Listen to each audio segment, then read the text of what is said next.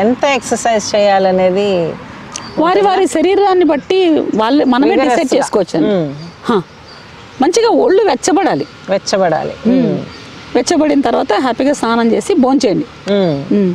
ఆ రోజంతా ఆనందము రోజంతా ఉంటుంది. అది నేను అనుభవించాను.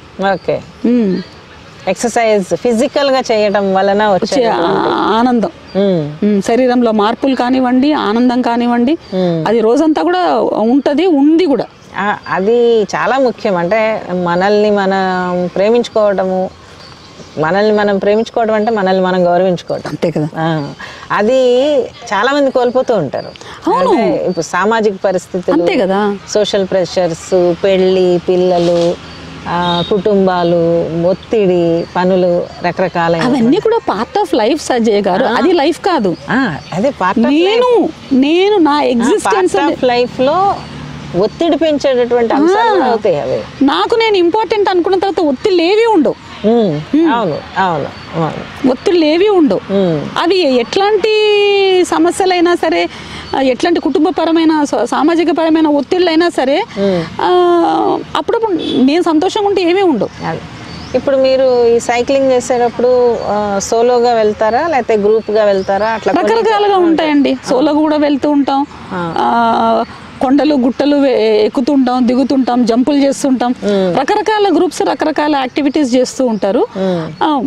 కలిసి వెళ్తాము ఎవరి పనులు, ఎందుకంటే వాళ్ళ స్పీడ్లు వేరే ఉంటాయి. వారి ఇప్పుడు ఫర్ అన్ ఎగ్జాంపుల్ నా వయసు వాళ్ళు చేసే ఫీట్లు వేరే ఉంటాయి, చిన్నపిల్లలు చేసే ఫీట్స్ వేరే ఉంటాయి. కాబట్టి వాళ్ళ స్పీడ్ బట్టి, వాళ్ళ వయసు బట్టి వాళ్ళు చేసుకుంటాం. మళ్ళీ కలుస్తాం, మళ్ళీ కలిసి మంచిగా అన్నం తింటాం, సరదాగా కలుస్తూ ఉంటాం. అట్లాగా రోజు అక్కడ ఇక్కడ కలిసి టీలు. అంటే ఇంతకు ముందు మీరు సోలో చాలా దూరాలు వెళ్ళారన్నారు, అంటే ఒక అవేర్నెస్ ప్రోగ్రాంలో పాల్గొనడానికి సిద్దిపేట అట్లా వెళ్ళినట్టుగా కూడా న్యూస్లో. అవునండి. ఏ కార్యక్రమానికి వెళ్ళారు? సిద్దిపేటలో తొలి హాఫ్ మ్యారథాన్ చేశారు. చేసినప్పుడు నేను స్నేహితుల ద్వారా తెలిసిన తర్వాత వాళ్ళు సిద్దిపేటలో ఉమెన్, అంటే చిన్న టౌన్స్లో ఉమెన్కి బాగా ఫిట్నెస్ అవేర్నెస్ తీసుకురావాలి, మీరు రాగలరా అని అడిగారు. నేను సైక్లింగ్ చేస్తానని నా వయసు బట్టి అడిగారు అనమాట. అడిగితే ఎందుకు రాను, వస్తానన్నాను. అయితే వాళ్ళేమో మామూలుగా వచ్చి ఒక 4 కిలోమీటర్లు ఏమన్నా 5 కిలోమీటర్లు పరిగెడతారేమో అని అనుకున్నారు. కానీ నేనన్నా లేదు, నేను ఇక్కడి నుంచే సైకిల్లో వస్తాను 100 కిలోమీటర్లు అన్నప్పుడు సిద్దిపేట వాళ్ళు చాలా ఆనందం ఎక్స్ప్రెస్ చేశారు. అప్పుడు ఆ సిద్దిపేట మ్యారథాన్కి నన్ను బ్రాండ్ అంబాసిడర్ కూడా నన్ను అనౌన్స్ చేయడం జరిగింది.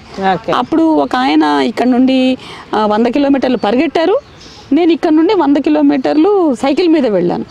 అట్లా ఆ చిన్న టౌన్స్లో ఇట్లాంటి ఫిట్నెస్ గవర్నమెంట్ అప్పుడు కాదండి, అది సిద్దిపేట రన్నర్స్ వాళ్ళు అసోసియేషన్ వాళ్ళు చేసినప్పుడు రమ్మన్నారు. అంటే ఉమెన్ కి ఫిట్నెస్ అవేర్నెస్ చేయాలి.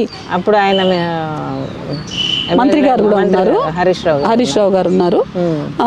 ఇట్లా చిన్న టౌన్స్ లో మీలాంటి వాళ్ళు ఇంకెవరన్నా ఉమెన్ ఉన్నా కూడా ఇట్లా తీసుకొస్తే మిమ్మల్ని అందరినీ చూసి మా వాళ్ళు కూడా కొంచెం మోటివేట్ అవుతారు అని అన్నారు.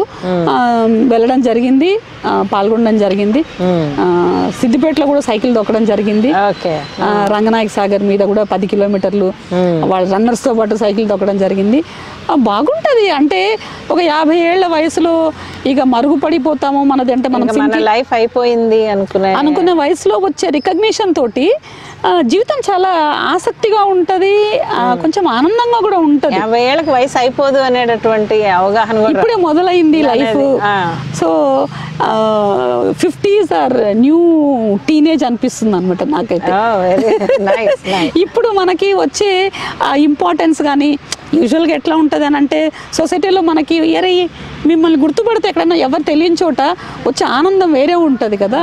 ఒకప్పుడు నాకు హైదరాబాద్లో ఏం తెలియదు, ప్లస్ ఆఫీసు ఇల్లు తప్ప ఇంకొక పుస్తకాలు పేషెంట్లు నా లైఫ్ ఇంతే ఉండేది. లేదు మీలాంటి వాళ్ళు ఫ్రెండ్స్ తోటి ఒక సామాజిక కార్యక్రమాలతో అట్లు ఇటు చిన్న చిన్నగా ఉండే లైఫ్ ఇప్పుడు నాగలక్ష్మి అంటే గుర్తుపడుతున్నారు అని అంటే ఒక విధమైన ఆనందం ఉంటుంది కదా.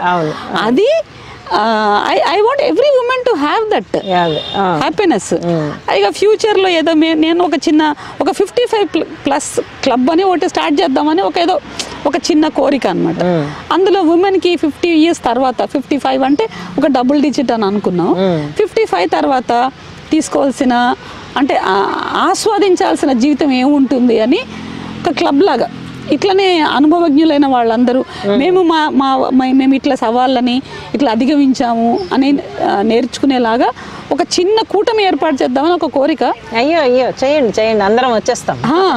ఎందుకంటే మన సమస్యలు మనకే తెలుస్తాయి. సో మనం దాన్ని ఎట్లా అధిగమించామో మనమే చెప్పగలం అని అనుకుంటా ఉన్నాం. వెరీ గుడ్ చాలా మంచి ప్రపోజల్. ఎవరు చేస్తారా అనేటటువంటిది చాలా మంది ఎదురు చూస్తూ ఉన్నారు. ఎవరో ఒకళ్ళు ముందు పడాలి కదా. కాలికి మెడకి గజ్జలు కట్టాల్సిన పిల్లి మెడలో గంటలాగా. చాలా మంచి కాన్సెప్ట్ అది చేయటం చాలా మందికి అవసరం కూడా.